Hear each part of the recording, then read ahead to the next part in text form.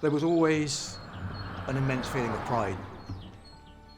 If I think back to 2008, it was really touch and go whether we're going to be able to host the Queen on that first day, let alone the weekend of the show.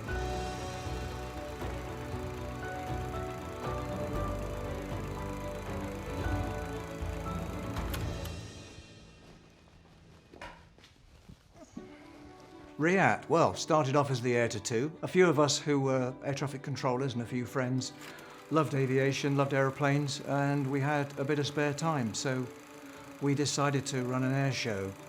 What started as a hobby turned into this international extravaganza, quite something. The royal family means a lot to me. I can remember helping my dad growing roses when we used to look up and see the Royal flight aeroplanes, which were herons in those days, flying from RAF Benson. The link to the Royal Air Force charities has meant that we've had royal visitations. It was wonderful because, gosh, royals are coming to see what us meagre volunteers are doing running this air show. As the show was growing, we sat around and thought, how can we guarantee to get involvement every year? The thought was, well, let's try and get royal status, as it were. Let's put a paper forward to Buckingham Palace, outlining why this event is so important, so special, not just to the UK, to the world. Ah, the old spotted cow. We first came here when we were moving the Air to 2 from Greenham Common. We had done a recce of the airfield from above, came here to talk through what we'd seen from above over a pint and a pie. Yeah, that's the table we used to have our meetings at. Happy memories. Sir Dennis Crowley Milling, who was the controller of the Royal Air Force Benevolent Fund, was a real believer in the Air to 2. He was well connected into the royal household. So Paul and I went up to see him in London, and it was a very poignant moment.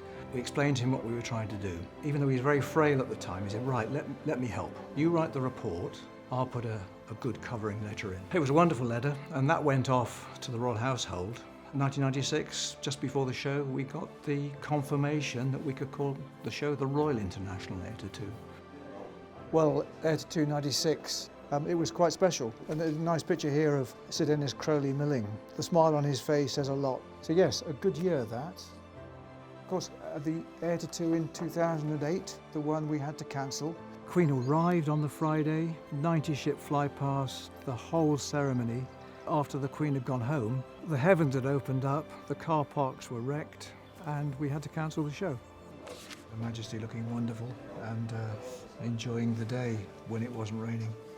Showground in places were completely waterlogged. It's frightening to look at that.